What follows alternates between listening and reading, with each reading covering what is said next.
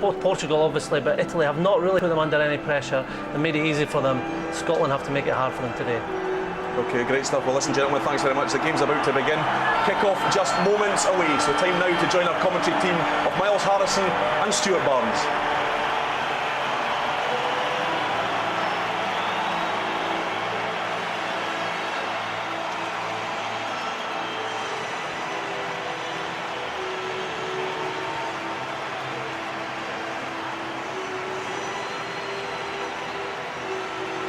The All Blacks do not possess any players with the cap total of Murray or indeed Chris Patterson, but across the board theirs is a much more experienced outfit, and captain Richie McCaw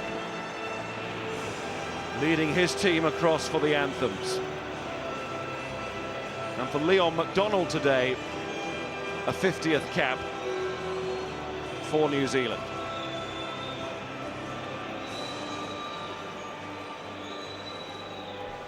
So Scotland prepare for the tournament favourites, and the home crowd prepares to give the players the kind of emotional backing Mesdames, Mesdemoiselles, which Messieurs, the situation veuillez vous lever pour les demands. hymnes nationaux de la Nouvelle-Zélande et de l'Écosse, enregistrés par la garde républicaine et le chœur de l'armée française.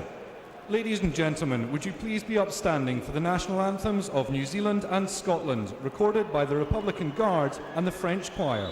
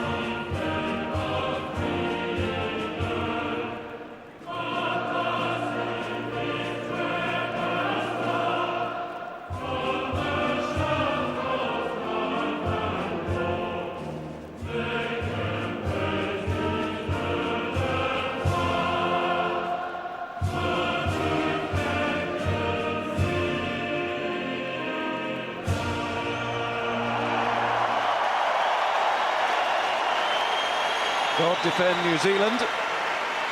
Now the flower of Scotland.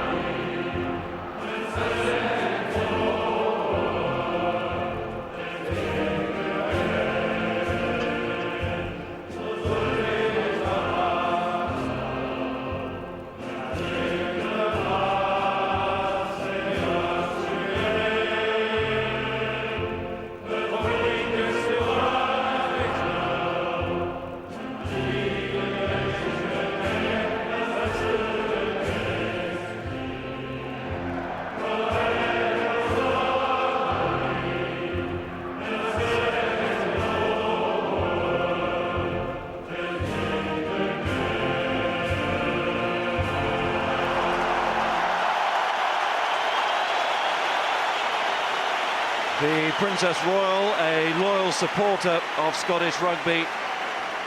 Plenty of those in the ground. And Scotland and their coach, Frank Haddon, has been refusing to use the phrase second team, but by and large, this is what this selection is, and certainly in the pack. Regular starters Simon Webster and Chris Patterson both played their second match in 6 days, but in different positions. Webster was centre against Romania. Patterson was on the wing. Now the Harker.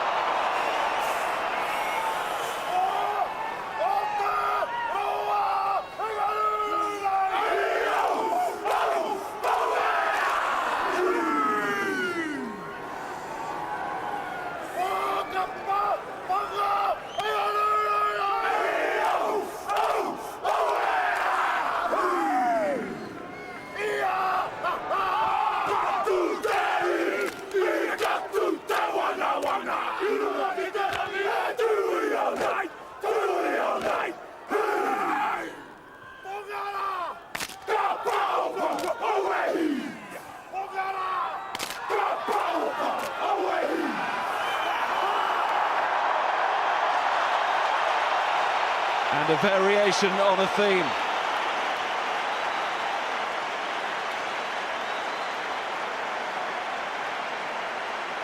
And Scotland certainly faced it. And this, the team they have to face. New Zealand have gone the other way in their selection, their side much closer to what would be a World Cup final choice. Chris Marceau and Ruben Thorne give Jerry Collins and Chris Jack a rest, though, in the pack.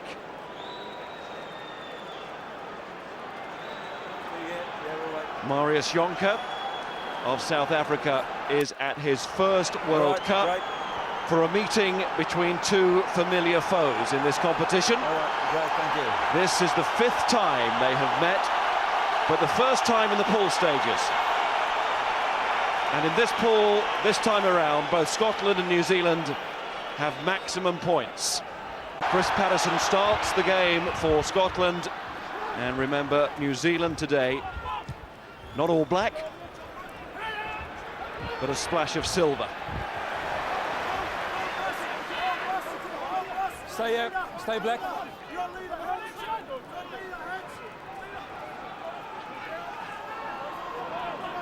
Scott Lawson takes on Roll away, black. McLeod.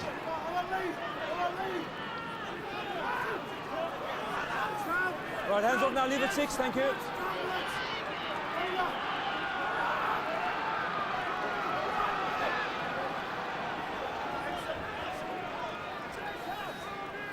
Scotland trying to test New Zealand around the fringe of this ruck. I think New Zealand will be too concerned there. They're keeping the ball, though, Scotland. And that, of course, is one way to keep New Zealand at bay. But it's been lost, as it so often is, when you just pick and drive inches at a time. Yes, you keep the ball, but no, you go nowhere. And in the end, New Zealand win that first small skirmish. You just can't keep hitting men as powerful as All Blacks and South Africans and Australians and expect it not to get dislodged. And in the end, it's an easy chance for Carter to just push his team up and get a nice attacking position. Line out, absolutely vital. If New Zealand are to be stemmed today, then the two Scots, McLeod and Murray, really must put the pressure on Arlie Williams, who on his own is the real specialist. But watch out for Soialo at the base, at the back of the line. Anton Oliver throws. Was a messy first line out from New Zealand. And it's lost. But it came off a Scotland player. It's a knock-on. I have to say, if you're watching in black and white this afternoon, you've got an advantage. There we go, mate.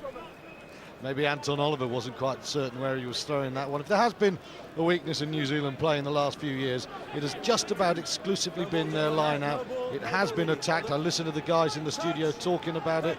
They're quite right. But the scrum, it's so strong now. Woodcock and Heyman probably the best two props in the world, and Scotland, with Alistair Dickinson making a debut against one of the best players in Carl Heyman, you would expect the All Blacks to really fire into them. They'll look to demolish the Scottish scrum. I want you up.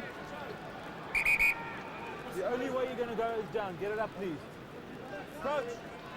Byron Kelleher waits to put in. Touch. Pause. Engage. Keep it up here. Keep it up.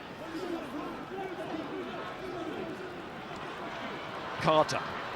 Oh, interesting chip. Straight to Sivivatu. Had he taken that, Scotland were in trouble.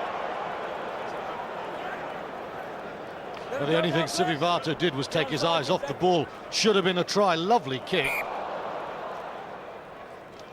That's the vision of Dan Carter, isn't it, there? On a sixpence. And Sivivatu, he will be really disappointed. Leon MacDonald in close support. New Zealand knew what they were doing. Two wide men. The kick on the money. Such a let-off for the home team. And a warning signal if Scotland didn't know. The ability of Dan Carter and that cultured left boot. Well, young John Barclay talked about Dickinson being a debutant. Barclay as well on the open side, not only against McCaw on debut, but he's got to close down Carter. What a task. And what a task for the Scottish scrum, driven off that ball. Kelleher along the line, Sivivatu involved again, out to Howlett, looking for this record-breaking score. But that's good tackling. Kelleher switches. Little chip by McAllister. Scotland beware again. And New Zealand testing here. Hugo Southwell getting back to touch the ball down. Lovely variety from New Zealand. Sivivatu off his left wing with a super pass to Howlett. And we've already seen Carter with the deft cross kick. And then McAllister playing inside centre, but the ability to be a 10 with a sweet little chip there. Beautifully weighted so that Scotland forced to carry that ball over. And what an attacking position with New Zealand's scrum. And it's rock solid again. Soialu inside. It's a walk-in for McCaw. Echoes of the match against Italy that started New Zealand's World Cup. It's been all the All Blacks so far. Well, half silvers. Doesn't make any difference. It's 5-0.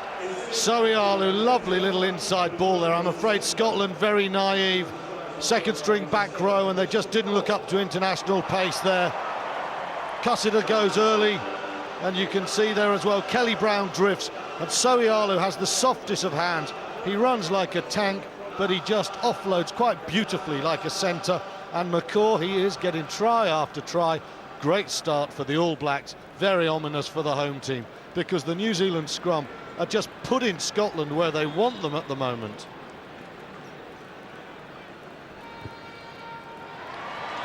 And Carter converts to make it 7-0. Interesting comment from Frank Haddon this week on the New Zealand scrummage. He said it's good, but not as good as Italy's, but still good. Sometimes you live to regret the words spoken, and after the first three scrums, I think Frank Haddon, if it wasn't gamesmanship, he'll be wondering why he said it. It's a mighty start by the 8.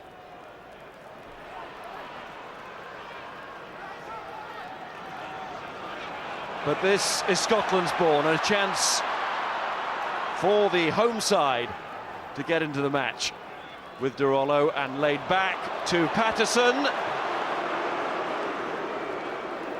Chris Patterson at fly half today, and another thing that Frank Haddon has said this week, he will consider Patterson at 10 against Italy. So very interesting to see how he goes. Well, he won't consider Patterson at 10 if he kicks like that. Scotland will play to get the points from territory. Parks is a good, solid player. Patterson on the wing, lots of option. As we see Hatton, we see the ball moved again, and Scotland have nicked another one. Loose from the All Blacks. Roll away, Black. Stay on side 5. Picked up by Lawson again. Now to right, lead at 5. Stay on side. Cussiter, Patterson. Maybe a chance to come this way, but maybe not with the boot. As Simon Webster leaving his wing, overcooks that kick. But there was no way through with the hand because Patterson was deep, the ball was static, New Zealand have it covered, so Webster came across from his wing, just trying to dink it behind Sivivatu and turn him. The idea was probably right because the ball wasn't very good attacking ball, the kick wasn't. Poor kicking start from Scotland.